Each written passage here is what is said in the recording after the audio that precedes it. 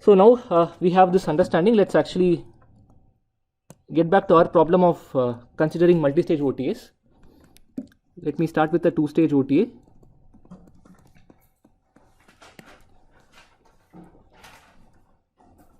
So okay, let's see if I can finish it today. This is, let us say, the first stage.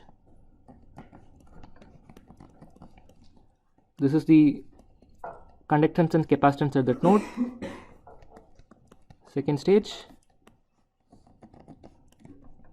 G2 and let us say C2, and let me add the load also and call it as C2 prime. Okay, firstly, why do you think I have chosen the signs like this? Because it's inverting second stage. Why is it inverting? Okay, see, if you think about the choices we can have, how do you think we'll be realizing this guy? It has two inputs, one output. It is a differential amplifier we have seen. So we can get a non-inverting gain here. This takes in one input, one output. Common source is the way to go. And the gain there is negative. And that's why I've chosen like this. Okay. So here, what are the pole locations? This is the circuit. Yeah, I will not write the minus, assume it's all in LHP. We have G1 by C1. Now remember, G1 is the output resistance of this diff amp, and if it's the 5 transistor diff amp, it is R0 of NMOS parallel to R0 of PMOS. Here you have common source, there also you have similar. And if you look at the capacitances also, let's say the load is basically another circuit, so it will be a gate capacitance of the second stage, or the next stage. Here also C1 includes the gate capacitance of this guy. So all conductance capacitances could be of the similar order. So both the poles can be close to each other. Right? So if I again C2 be very the order of C1. No, I am saying if let us say this is driving another system wherein the input is another MOS transistor, right?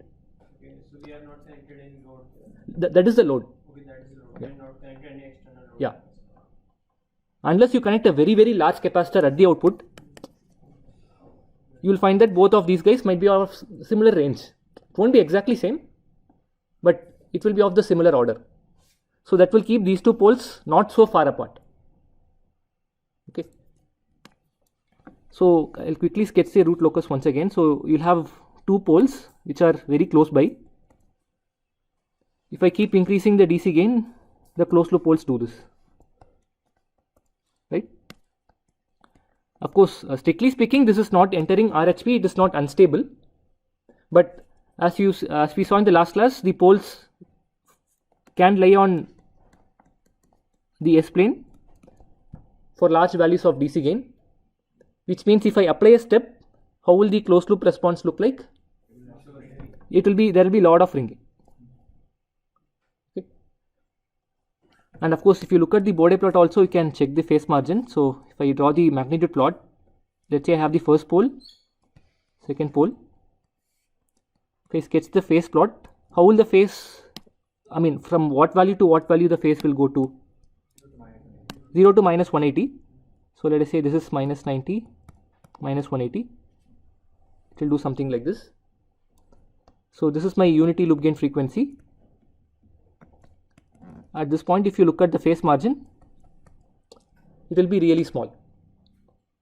Okay, and that is why you also have this kind of ringing in the closed loop response. So as it is, you can't use it because you will have something like this, or actually even otherwise. Remember that when you have this 5 transistor diff amp, it had actually more than one pole. It had 2 poles. We approximated this as a first order system, right? So overall, this will have another non-dominant pole, which means the phase can actually go to minus 270.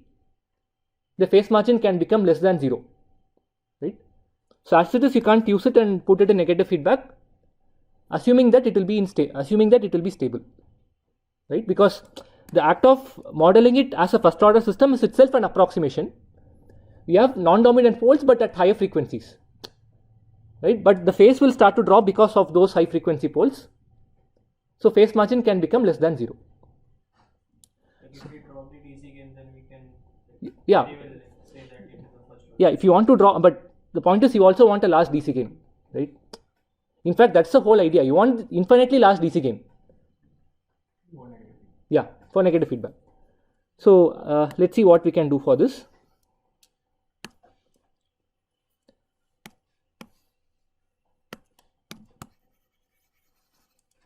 Right. So what we want is the following. If you don't want to have any kind of ringing in the closed loop response, where do you want the closed loop poles to lie? Basically what you want is, I'll write it here, we need the closed loop poles to lie on the real axis. And actually if you look at here also the closed loop poles lie on the real axis, but for small values of the DC gain. The moment you increase the DC gain, they branch out to the S plane. So can we add somehow a zero? Yeah, we'll come to that. That is one of the solutions. We'll get to that. Let me just write out what is the situation we have. So we want the closed loop poles to lie on the real axis, but even for large values of DC gain, right? Here also it is lying, but for very small values, right? I'll just say for large A0, right? This is what you want. And from the root locus discussion, we also know that the root locus, it starts on the real axis and then branches out to S plane.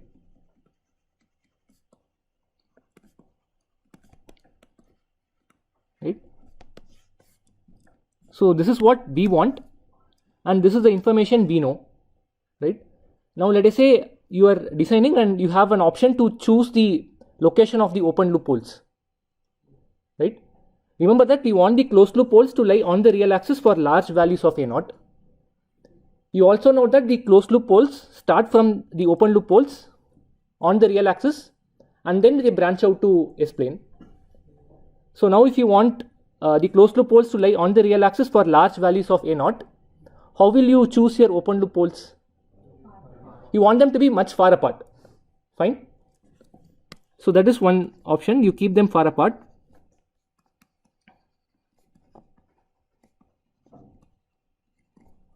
So which means, if I roughly sketch the root locus, let us say one open loop pole is somewhere here, other is somewhere here. So which means for a very large values of the DC gain, it will be on the real axis, and only after that it branches out. Okay.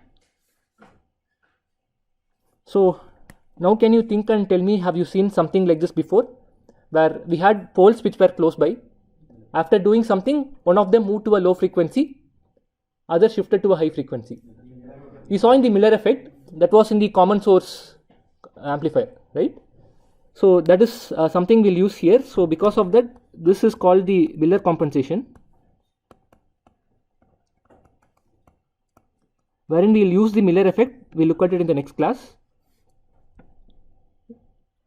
And in fact, in general, this business of tailoring the position of open loop poles and zeros to ensure the closed loop stability is called frequency compensation.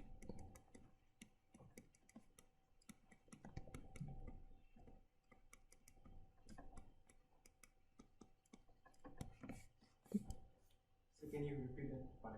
Okay. I mean, this entire business wherein you choose the open loop poles to lie on appropriate position so that in negative feedback it is stable, this is called frequency compensation. You do something so that in closed loop the system is stable, and you are doing that by changing the frequency behavior, by tailoring the position of poles and zeros. That's all. So this is one way in which we can do compensation, and the second is this. So that someone already told. So again, in this case, let us say I don't want to touch the location of the poles, right? I want them to be close by only.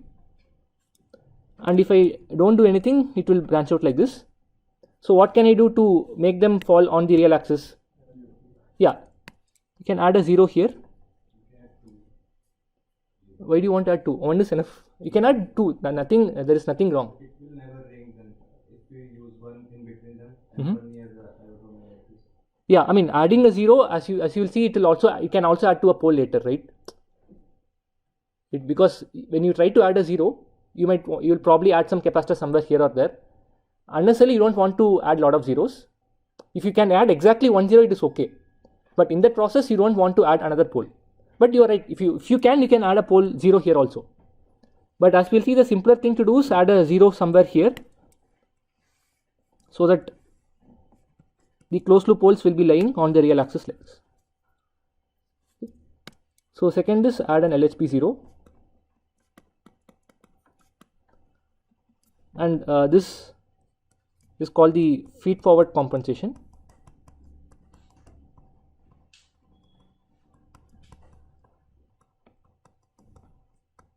So this is typically two broad ways in which we make the closed loop system stable.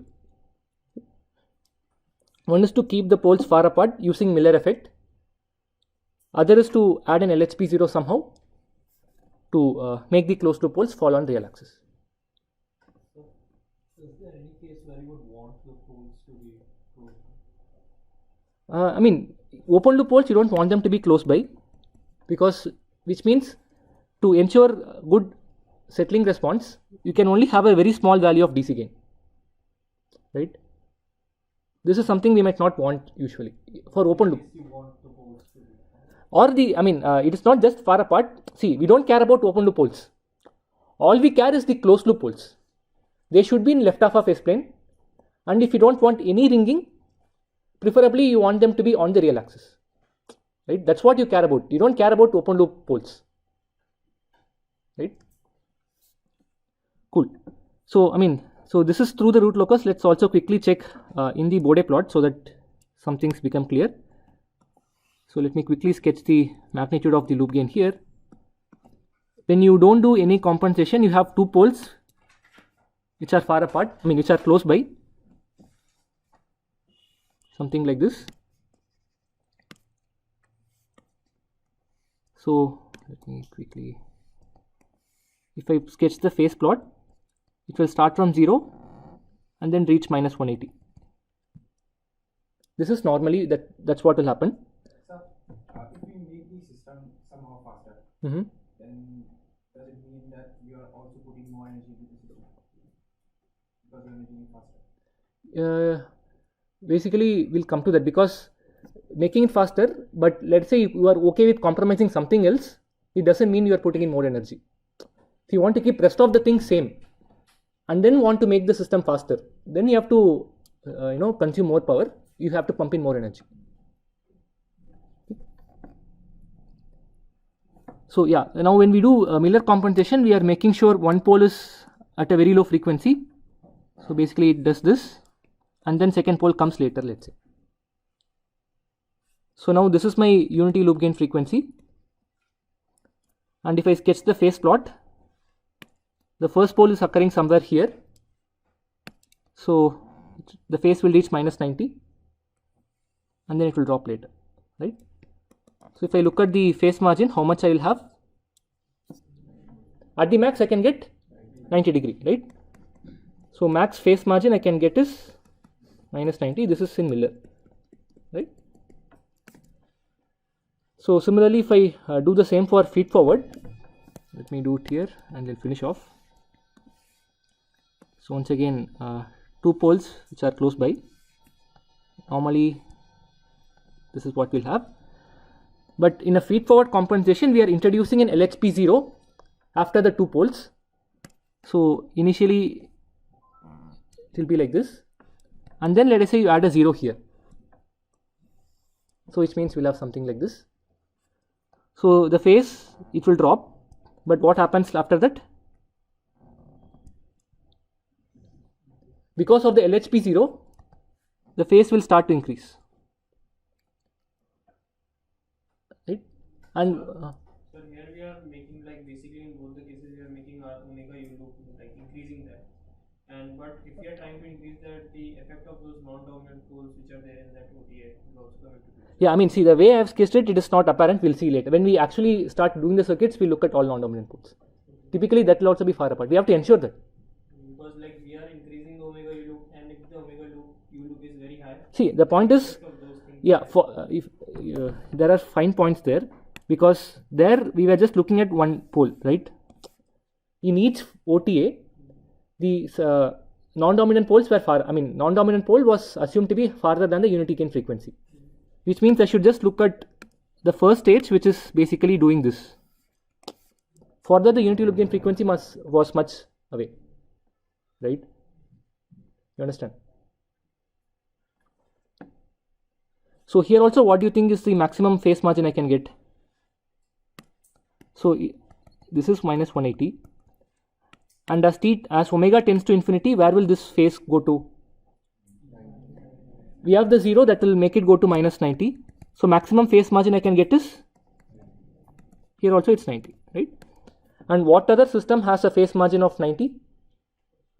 The first order system, has a phase margin of 90, right? So this is feed forward. So if you think about it, what we are exactly doing is the following. Around the unity loop gain frequency, what is the slope here? Minus 20 dB per decade, right?